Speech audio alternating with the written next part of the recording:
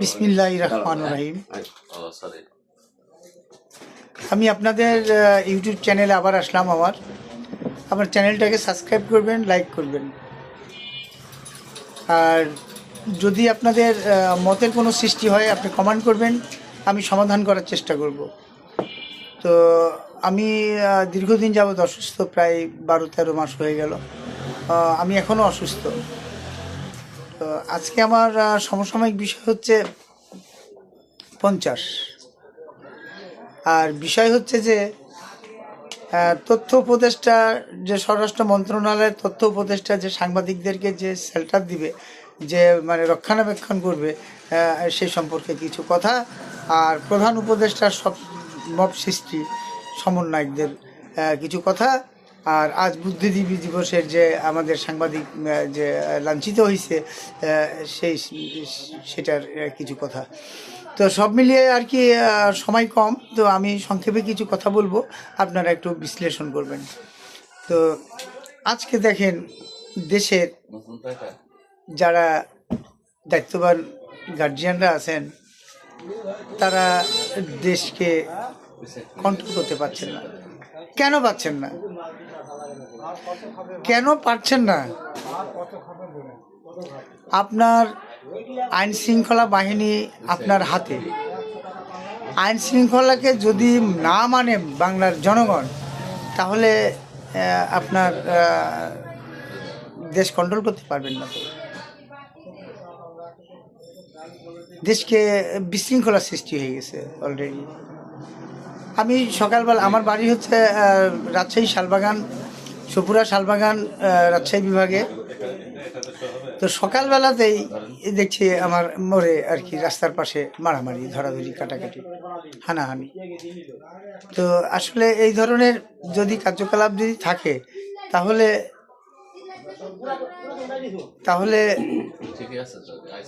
মানে বিষয়টা একটু খারাপ মনে হবে। আপনাদের উপরেই যে ঝড়গুলো আসবে, তো এই ঝড় আসার আগে আপনারা সংস্কার করেন। আজকে সাংবাদিক কেন মার খেলো? সাংবাদিকদেরকে কেন মারলো? সাংবাদিক সংবাদ সংগ্রহ করবেই। এখন যদি সমন্বয়কদের যদি কোনো কিছু মানে তথ্য প্রকাশ করে, তাহলে এটি কি অপরাধ? এটা কি অপরাধ? দেশে মানে একটা কেমন যেন লুটপাট সৃষ্টি হয়ে গেছে। দেশে কেমন যেন একটা লুটপাট সৃষ্টি হয়ে গেছে। তো আমি তথ্য উপদেষ্টা, স্বরাষ্ট্র মন্ত্রণালয়ের তথ্য উপদেষ্টাকে আমি আমার আকুল আবেদন জানাবো, যেন আমার কোনো সাংবাদিক ভাই যেন কোনো লাঞ্ছিত না হয়, আমার কোনো সাংবাদিক ভাই যেন মার না খায়, আমার কোনো সাংবাদিক ভাই যেন কোনো ইয়ের সঙ্গে না জড়িত থাকে। তো দেখেন, আপনারা যেমন যে লেভেলে আছেন, সে লেভেলটা কিন্তু 4টা স্তম্ভ। 4টা স্তম্ভর মধ্যে কিন্তু সাংবাদিক একটা স্তম্ভ। তো সাংবাদিক যদি স্তম্ভ থাকে, তাহলে সাংবাদিককে কেন মারবে? সাংবাদিক সঠিক তথ্য প্রকাশ করবেই, তাহলে সাংবাদিকের কাজ। এখন যদি তথ্য প্রকাশ করার জন্য যদি সে মানে জীবনের রিস্ক নিয়ে যদি তথ্য প্রকাশ করে, সে যদি মানে লাঞ্ছিত হয়, তাহলে তার সংবাদটা কোথায় গেল? আমার দেশের ভাবমূর্তিটা কোথায় গেল? তাহলে কি ভাববো আমরা? যে চোরে চুরি করবে আর আমরা চোখ বন্ধ করে ঘুমাবো? এইটা বুঝাচ্ছে না। আবার বলে যে মানে চোরে চুরি করতেছে, আবার গেরস্থাকে সজাগও থাকতে বলতেছে। তাহলে কোন দিকে যাবে মানুষ? এ বাংলার মানুষ কোন দিকে যাবে? গার্জিয়ানরা বলছে যে চুরি করো, আবার গার্জিয়ানরা বলছে যে সজাগ থাকো। তাহলে কোন দিক যাবে মানুষ? এই দেশে আইন শৃঙ্খলা বাহিনী এতই যে অবনতি হয়েছে, মানে কল্পনার বাইরে। কোনো আইন শৃঙ্খলা কোনো ইয়ে নাই, সম্পূর্ণ মনে হচ্ছে যে দেশের জনগণের হাতে আইন শৃঙ্খলা, মানে আইন তাদের হাতে, তাদের ইচ্ছা মতো কাজ করছে। তারা ইচ্ছা করলে একজনকে গুলি করে মেরে ফেলছে, তারা ইচ্ছা করলেই মানে একজনকে ধরে নিয়ে এসে বাইন্ধে পিটাচ্ছে। এটা কোন ধরনের আচরণ আমাদের বাংলাদেশে? আমাদের বাংলাদেশের আইনগুলা মানে প্রয়োগ হচ্ছে না কেন? সঠিক প্রয়োগ হচ্ছে না কেন? এদিকে মাদকের ছড়াছড়ি, সারা বাংলাদেশে মাদকের ছড়াছড়ি, সারা বাংলাদেশে ইয়াং জেনারেশনের মাদকের ছড়াছড়ি, মানে ঘরে ঘরে মানে ইয়াং জেনারেশনের মাদক, মাদক ছাড়া কোনো কথা নাই, কোনো নিয়ন্ত্রণ নাই।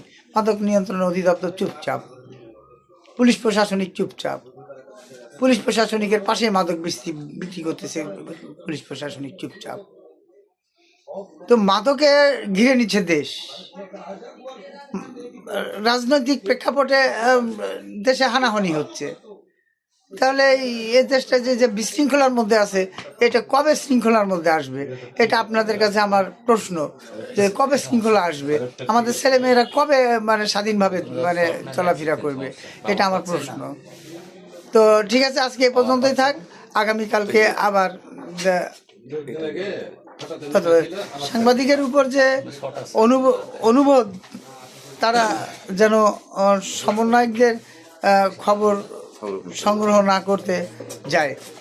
সাংবাদিকদের উপরে আমি ছোট্ট একটা টিপস দিই, যে সাংবাদিকরা যেন সমন্বয়কদের কোনো খবর প্রকাশ করতে না যায়। এটা মানে আমার মন থেকে আমি বলছি।